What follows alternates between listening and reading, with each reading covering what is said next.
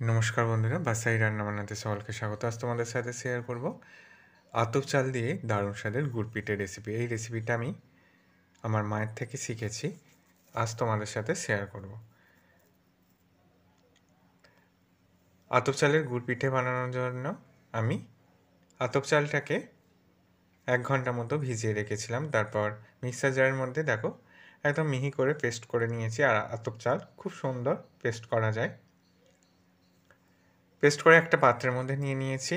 আর এই বাটি মাপ করে আমি 1.5 বাটি মতো ময়দা নিয়ে নিয়েছি। আর ওই বাটি মাপ করেই নিয়ে নিচ্ছি হাফ বাটি সুজি। স্বাদ মতো দিয়ে দিচ্ছি লবণ।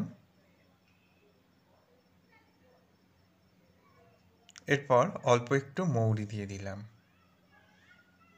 এবার এই পিঠেটাকে মিষ্টি তৈরি করার জন্য আমি এর মধ্যে একটু পাটালি গুড় এইভাবে গ্রেটারের সাহায্যে গ্রেট করে দিলাম। আর অল্প একটু চিনি দিয়ে দিলাম। মিষ্টিটা তোমাদের পছন্দ অনুযায়ী দিয়ে দেবে। এরপর অল্প জল দিয়ে একটা স্মুথ ব্যাটার তৈরি করে নিতে হবে।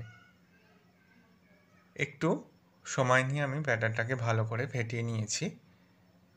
দেখো ব্যাটারটা পারফেক্টভাবে রেডি হয়ে গেছে, তোমাদের দেখিয়েও দিচ্ছি। ঠিক এইভাবে ব্যাটারটাকে রেডি করে নিতে হবে। আগে থেকেই আমি কড়াইয়ের মধ্যে তেল গরম করতে দিয়ে দিয়েছিলাম। দেখো এইভাবে ব্যাটারটাকে তেলের মধ্যে দিয়ে দিলাম। পোয়া পিঠে যেভাবে ফোলানো হয় সেইভাবেই পিঠেগুলোকে আমি ফোলাবো না, তাই আমি বেশি তেল দিইনি, অল্প তেলে এই গুড় পিঠেগুলোকে ভেজে নিচ্ছি। দেখো কত সুন্দর দেখতেও হয়েছে। পিঠেটাকে ভাজা হয়ে গেলে আমি আগে থেকেই এখানে গুড় দিয়ে শিরা রেডি করে রেখেছিলাম। সেই গুড়ের মধ্যে দিয়ে জাস্ট 1 মিনিট মতো এই শিরার মধ্যে জাল দিয়ে তুলে নিয়েছি। তৈরি হয়ে গেছে আতপ চালের গুড় পিঠের দারুণ স্বাদের রেসিপি।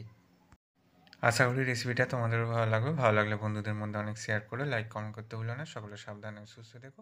ধন্যবাদ।